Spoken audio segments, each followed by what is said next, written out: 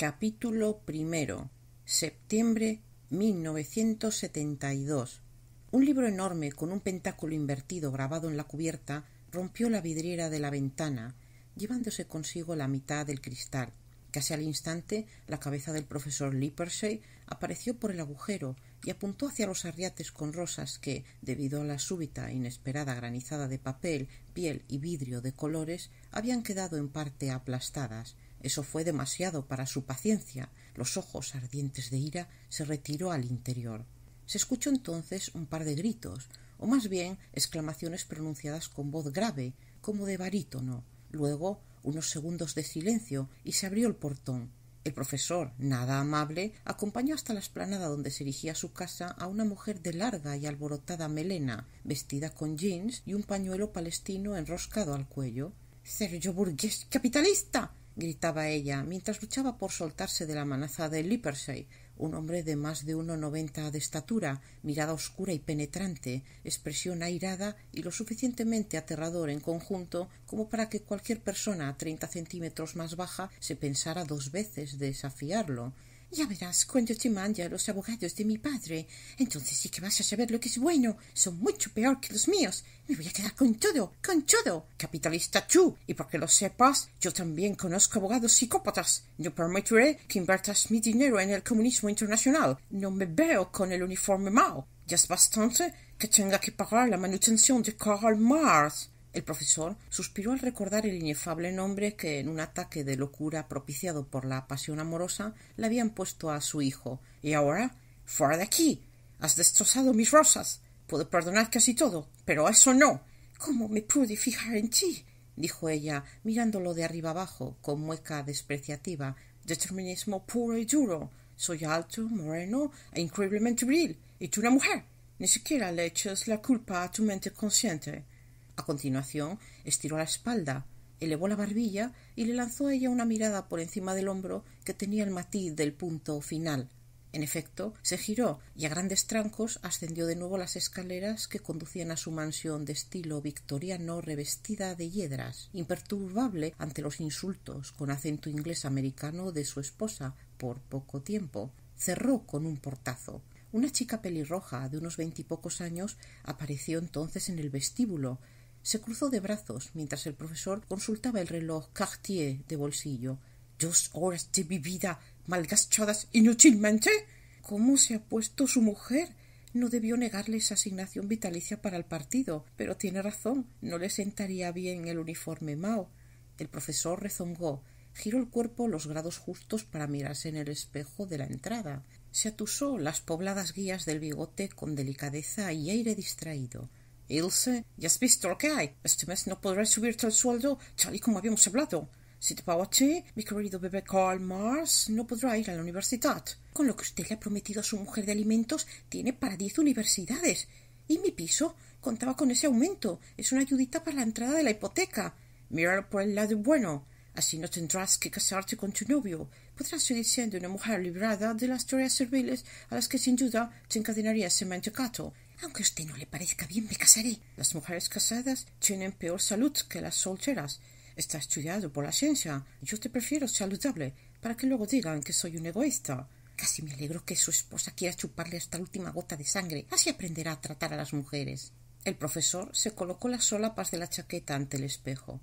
«Al final harás caso de mis consejos, reconocerás el valor de mi experiencia y sabrás tomar la decisión más inteligente. Lo sentiré por tu novio, aunque realmente no te merecía». «Ah, así que ya habla de Val en pasado. A usted lo que le ocurre es que no quiere perderme. ¿Quién lo aguantaría si no? ¿Quién puede ser tan tonta como para estar disponible incluso fuera de la jornada laboral? Mereces ese aumento, pero ahora no puedo, te lo juro. Siento mucho que haya elegido mal esposa por segunda vez, pero tengo que vivir mi vida. Si no me sube el sueldo, me pensaré lo de buscar otro trabajo, aunque me cueste y esté tan alto el desempleo y tenga que arrastrarme por ahí y haya de trabajar en algo por debajo de mi cualificación. ¡Qué retorcido chantaje! Por algo me gustas tanto. Haré lo que pueda. De momento, echaré mano de unos ahorrillos que guardaba para darle a mi pequeño Karl una educación decente y alejada de Estados Unidos y de su absurdo modo de vida. Tú serás responsable de que un hijo mío termine defendiendo la pena de muerte, las guerras imperialistas y las hamburguesas. Así que este mes... Gracias, profesor. Sabía que podía contar con usted. Habíamos dicho un aumento del 8%. 4%. Tengo una excelente memoria. Entonces recordará que dijo que contaría con el incremento del IPC. Le informo que este ha sido del 4%. Por lo tanto, 4 más 4, 8. Livesey sonrió socarrón. Con lo bueno que era yo en matemáticas. Los años no perdonan. Está en la flor de la vida. No aparenta esos 50 añitos que tiene. 48. Nada afecto a la modestia, el profesor volvió a mirarse al espejo. Se encontraba aún muy atractivo, pese a acercarse a esa edad que podría considerarse de aproximación, aún algo distante, según su entender, a la madurez, bien parecido, pero con las finanzas en estado de quiebra. El sueldo que recibía de la universidad por su cargo de profesor no estaba mal, pero no alcanzaba para los pagos desproporcionados a los que lo abocaba el divorcio y para el sustento propio. El negocio privado como hipnotizador y psicólogo especialista en regresiones no proporcionaba mucho a sus arcas. Su millonario padre no quería saber nada de él y estimaba erróneamente que tampoco él querría saber de su dinero. Su primera esposa, residente en Inglaterra, recibía también una cuantiosa pensión. Había vendido, pues, los muebles que tenían algún valor y parte de su colección de relojes para hacer frente a la sangría económica. La situación no había mejorado apenas. Si Helen le echaba encima a los abogados de su padre, el embajador de Estados Unidos en Arberia, nada menos, tal y como le amenazaba, la opción más deseable sería escapar con un atillo al hombro y perderse en alguna remota aldea africana para ir practicando la vida austera. La idea resultaba inadmisible para un hombre como él. Si había que morir de inanición, lo haría, pero jamás escaparía del campo de batalla. Cambiando de tema, mientras Helen le lanzaba la biblioteca entera a la cabeza, ha vuelto a telefonear Ana Isabel de Mons, y por lo mismo de siempre, informó Ilse, después de consultar la libreta que llevaba en la mano. ¿Quiere que le diga lo de siempre también? La excéntrica dama, lo sabía de sobra, pretendía contratarlo para una sesión de espiritismo. Hacía meses ella lo había hecho llamar para que comprobara la autenticidad de un medium que pretendía estar en contacto con su esposo, el difunto duque de Miramar. Livesey había puesto en evidencia al psíquico, reproduciendo los fenómenos que él achacaba al aparecido e iniciando una serie de veladas con interés meramente experimental. Tenía la teoría de que la sugestión podía crear fantasmas, en las que fingía él mismo ser medium. En la última, después de varios intentos frustrados, había aparecido el supuesto fantasma del duque, quien había pronunciado unas palabras que todos habían reconocido como propias de él. Luego había encargado que se le dijeran unas misas para agilizar los trámites del paso por el purgatorio. La aristócrata había quedado encantada, pero Livesey se había negado a realizar más ouijas. Él dudaba de que tales manifestaciones fueran producidas por personas muertas. Su propia energía psíquica entraba en juego, a veces de manera incontrolable. Era una teoría un poco extraña, pero sonaba científica, aunque solo un poco más que la idea de que el éter estuviera poblado por seres desencarnados. La condesa de Mons creía en sus capacidades como medium, y era muy rica. Una luz se encendió en su frente. Ilse, llama el teléfono. Puede que después de todo logre un poco de dinero fácil y fresco para los biberones de Carl. Usted no tiene ética. No entiendo por qué se dedica a estas cosas y no cree en ellas. El 99% de lo que investigo es falso. Fraudes, malentendidos, malas interpretaciones, sugestión, pero ese otro 1%, cito en terreno ignoto, me anima a continuar. Hace muchos años, durante la Segunda Guerra Mundial, otra vez lo de la mujer etérea que lo sacó del avión en el mar de Holanda, no, por favor. Es un hecho real, aunque pudo ser causado por la falta de oxígeno en el cerebro, por supuesto. Ya te lo había contado, como 10 o 12 veces. Fue usted el único superviviente. Cuando se hundía en el avión, ella soltó sus correajes y los sacó a la superficie. Y seguro que era una mujer guapísima que se volvió loca por usted, como todas las demás. Menos True. Lo conozco demasiado bien como para cometer semejante error. Entonces, ¿se va a atrever a llamar a la condesa y sacarle los cuartos después de haberla despreciado durante estos meses? No me importa pedir más dinero por hacer una pantomima. Las personas irracionales e ignorantes no me dan ninguna pena, dijo él, Steve Upper Lip, como siempre, con el teléfono ya en la oreja.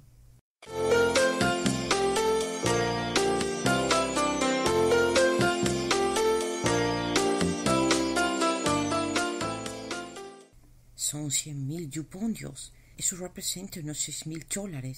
Si hago 2 sesiones, serán 12.000. ¿No le parecerá suficiente a Helen? Tendré que hacer más. Calculaba Livesey para animarse, mientras se ajustaba la corbata ante el espejo, el día elegido para la sesión.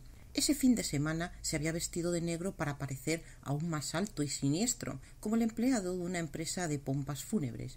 Nunca desdeñaba la influencia de los golpes teatrales en la génesis de fenómenos parapsicológicos. Con una buena preparación de los participantes, ni siquiera necesitaría echar mano de trucos de magia, como los que hacían los dotados y médiums a los que dejaba en ridículo en plena faena delante de la concurrencia. Habían acordado encontrarse a unos pocos kilómetros de Calibán, en el palacio de Tuidel, el único de los muchos que antaño habían poseído los Darmani que el mariscal Alventur les permitía utilizar. La flamante duquesa Cristina lo aguardaba en el vestíbulo, con actitud en exceso expectante. Era una joven esbelta y atractiva, rubia como un querubín, pero adornada con una mirada más propia de un demonio rijoso que de una señorita de buena familia. Recordaba esas miraditas de las otras veces. Lippersey le puso buena cara, por educación. Por idéntico motivo le preguntó por su madre, que padecía de afecciones cardíacas. No era de buen gusto ir al grano ni hablar de dinero nada más empezar. «Se encuentra bien», respondió Cristina, «salvo por el hecho de que usted no haya querido hacer más sesiones. Aún está muy unida a mi padre.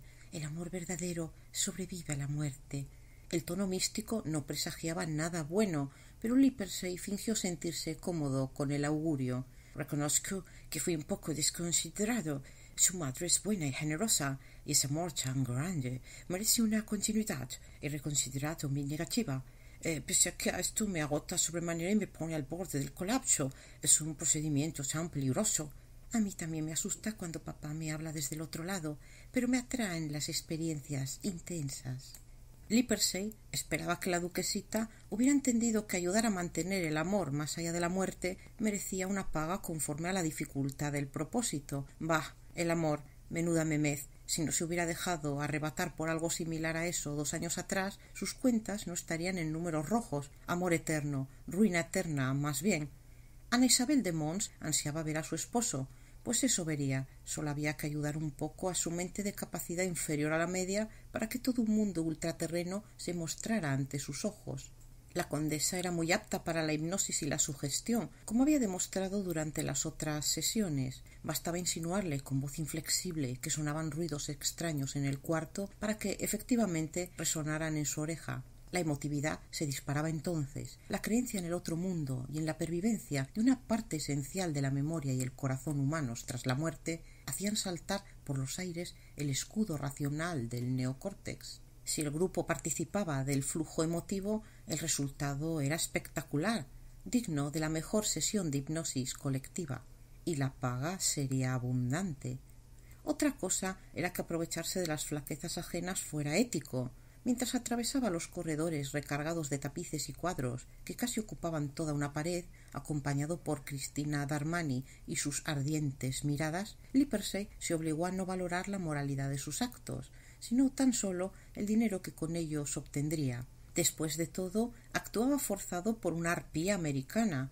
Era lo que tenían los americanos. No daban opción ni al caballero más honrado, cuanto más a él. Ana Isabel de Mons aguardaba en una de las salas principales del palacio. Nada más verlo lo saludó y le ofreció un brandy, pero él lo rechazó. En cambio, le tomó la mano y se la besó ceremonioso. Esa era la clase de actitud, un tanto añeja, que la duquesa Cristina, que no perdía detalle de sus movimientos, parecía admirar en un hombre. Junto a la condesa tomaba una copita Ernest de Villiers, el hijo de los condes de Ornemour, allí también presentes. Ernest debía de haber trasegado unos cuantos tragos y estaba algo colorado, confuso y un poco vacilante. Al ver a Cristina se le acercó y trató de acariciarle la mejilla. Ella lo apartó con discreción y evidente desagrado. Ernest era su prometido. Lippersey había visto fotos de ambos juntos en un supuesto periódico serio que no evitaba la crónica social y los chismorreos, pero no parecían sentir amor el uno por el otro, ni en las revistas ni en persona. El padre de Ernest, como él, se dedicaba a la política. Mucha gente los consideraba héroes de la resistencia y luchadores en pro de la salvaguarda de la cultura e identidad nacional del cantón de Rumelia-Mende, de donde tanto él como Cristina eran originarios. Que el mariscal los hubiera dejado regresar junto con otros destacados opositores podría ser una maniobra del régimen para atraerlos, o una forma de acallar las protestas internacionales por la dictadura, a la cual apoyaban ya muy pocas naciones, entre ellas la de su esposa Helen y España, esta última quizás por sufrir un castigo similar. Se rumoreaba que Cristina y Ernest conspiraban con los monárquicos para devolver la República Social Cristiana de Arberia a su natural y prístina esencia de principado soberano. Nada de aquello deslumbraba a Lippersey, para quien el grupo que la condesa había reunido era del todo inadecuado. Uno estaba casi borracho. Los padres de éste, una pareja distante y estirada, lo miraban con suficiencia. Cristina no le quitaba los ojos de encima, como desnudándolo. La propia condesa parecía excesivamente excitada ante la idea de volver a reunirse con el fallecido duque. Depositó sobre la mesa la planchette y la tabla, mientras Cristina quemaba un poco de incienso en unos pebeteros y prendía el cabo de varias velas. Que la estancia recordara una iglesia era una buena idea. Al bajar las luces, la penumbra induciría una calma propicia para las experiencias espirituales, o, dicho de una forma racional, para la generación de estados alterados de conciencia. El alcohol en la sangre de Ernest, en cambio, no ayudaría. Es más, podría resultar negativo y no sólo para su salud. Después podríamos ir a pasear a caballo por la finca, susurró Cristina, sobresaltando al profesor, porque sabe montar a caballo, ¿verdad? Sí, a caballo también, dijo él. Cuando quiso rectificar, era ya demasiado tarde. Cristina esbozaba una sonrisa de esperanza. Rara vez se equivocaba al juzgar las intenciones de una mujer y al valorar su cordura o enajenación. Pero me temo que hoy no será posible. Solo un par de horas, o menos, lo que usted quiera. El profesor levantó la mirada lo justo para observar que Ernest lo espiaba con gesto contrariado y celoso. Podemos quedar otro día. Estaré encantado de cabalgar con usted, contestó con un ligerísimo matiz irónico, suficiente para que Cristina se mordiera los labios de gusto. Sin más prolegómenos, los participantes se sentaron a la mesa, con Lippersey presidiendo. Las luces tenues de las velas encharcaban su rostro con sombras. Su porte era el de un muerto resucitado, envuelto aún con el manto de las tinieblas del otro mundo. Todos lo miraban con la boca abierta, atentos al menor movimiento de sus enormes y velludas manos, a las inflexiones de su voz. La condesa de Mons tenía el cuerpo rígido e inmóvil, como una estatua, tal era su concentración. «Relájense y tómense de las manos», susurró Lippersey, tan serio y metido en su papel que diríase que de veras creía que iba a invocar espíritus. Obedecieron al punto. Liberen su alma. No permitan que pensamientos turbios distraigan su mente. Músculos ligeros. No aprieten las manos. Visualicen una luz azul que brota de ellas y forma un vínculo entre todos nosotros. Ahora casi no se ve. Conforme pasen los segundos, la notarán más nítida. Sí, tiene ya un color definido. Se desliza por entre los dedos y entre la muñeca, lentamente. Esta energía causará una relajación intensa que abrirá sus espíritus a la comunicación con planos superiores de existencia. La voz de Lippersey sonaba como la de un sacerdote pagano que anunciara el descenso de su Dios en el día del juicio. Resonaba en sus oídos, casi metálica, grave, apartando el resto de sonidos a codazos, sin piedad. Incluso Ernest, que había iniciado la sesión con risitas y bromas, estaba en éxtasis. Les ordenó que pusieran el dedo sobre la planchette, tal y como él lo hacía. «Oh criaturas del astral, seres incorpóreos, moradores del otro mundo», dijo con acento de actor shakespeariano, remarcando las sílabas, sobreactuando, con control de la risa que entre tanta invocación trataba de hacerse camino desde sus cuerdas vocales. «Daos una señal, salid de vuestro reposo eterno, cerca de la luz que otorga la paz, y manifestaos por medio de esta tabla y de nuestros mortales miembros. Si se encuentra entre vosotros Artús de Miramar, dadnos una señal. Artús, manifiéstate», gritó. Todos temblaron. La primera, la condesa de Mons. «Artús, sal de las tinieblas y danos tu mensaje». «Dios mío, oigo un ruido», sollozó la condesa. Lippersey elevó la ceja. El ruido provenía de los dientes de Cristina, que chocaban unos contra otros. «¡Silencio! Ha llegado una presencia». La planchette vibró sobre la tabla donde estaban dibujadas las letras del abecedario y las palabras sí y no. Los dedos que estaban sobre ella también, y los cuerpos de los que formaban parte. Con disimulo, Lippersey sopló sobre una de las velas. La llama danzó por un instante hasta extinguirse ante las miradas aterrorizadas de los aristócratas. Cristina tragó saliva y volvió los ojos hacia la figura terrorífica del profesor, que sonreía con malévolo placer y conciencia del dominio de su mente superior sobre los esbozos de inteligencia a los que se enfrentaba. —Atiza, qué miedo da esto —exclamó Ernest. Como los demás, era incapaz de despegar el dedo de aquel objeto que se deslizaba sobre las letras formando palabras. —¡Soy yo! —gritó Ana Isabel de Mons. —Eso ha escrito. ¿Lo habéis visto? Los condes de Ornemour asintieron. —Sí, eso ha dicho, sí. —Papá —añadió Cristina—. —Archus, si eres tú en realidad, danos otra señal —volvió a solicitar el profesor con voz atronadora. La Planchet se dirigió a toda velocidad hacia la palabra sí, dibujada en la tabla. El clima emotivo había alcanzado el punto adecuado. Se creerían cualquier cosa que el supuesto espíritu dijera. Ellos ignoraban, o deseaban ignorar, que los movimientos de sus músculos impulsaban la Planchet y daban forma al discurso. Livesey esperaba que éste fuera lo suficientemente ambiguo e incoherente como para permitir una variada gama de interpretaciones, alguna de las cuales tendría que ser satisfactoria. Ana Isabel de Mons se dirigió a su esposo para preguntarle cuál era su designio en cuanto a la fecha de la boda de Cristina y Ernest. Evento tan señalado debía tener lugar en un día representativo para la nación arberiana, a fin de garantizar su éxito y el del propósito por el cual se concertaba. 3 de diciembre de 1973 fue la respuesta del difunto duque, el aniversario de la coronación de Val-Bahadur, primer rey de Arberia. Tanto Ana Isabel como sus futuros consuegros se mostraron complacidos con la decisión. Cristina, en cambio, miró melancólica su rostro impenetrable. El clímax llegó cuando el duque fantasmagórico e invisible añadió que era su voluntad que su primer nieto se llamara Artús, si era varón, y Amelia, si nacía mujer. A Livesey no le sorprendió la elección del duque. Había estado a punto de ponerle Amelia a su hija, pero su padre había exigido que llevara el nombre de Bryn, en honor a sus antepasados galeses. Livesey dejó caer los brazos a los costados, como un guerrero derrotado, fingió agotamiento y se frotó las sienes para evidenciar el mayúsculo esfuerzo que para él había supuesto el trance. Había terminado la fiesta. Ana Isabel de Mons derramaba lágrimas sobre su pañuelo bordado, mientras Ernest y sus padres intercambiaban miradas de temor y sonrisas nerviosas. El profesor se preguntó si sería el momento adecuado para hablar del cheque. Normalmente, la elegancia y la exigencia de un caballero consigo mismo le hubiera hecho relegar el trámite por imperativo natural, pero observar aquel grupo provocaba en él efusiones de impaciencia. La sesión no daba más de sí. Anunció que tenía prisa. Había recordado que tenía una clase de repostería a la que no podía faltar, pues explicarían la elaboración detallada de la Sachertorte. Recibió el cheque y se despidió antes de que a alguien se le ocurriera ofrecerse a llevarlo en coche a Caliban.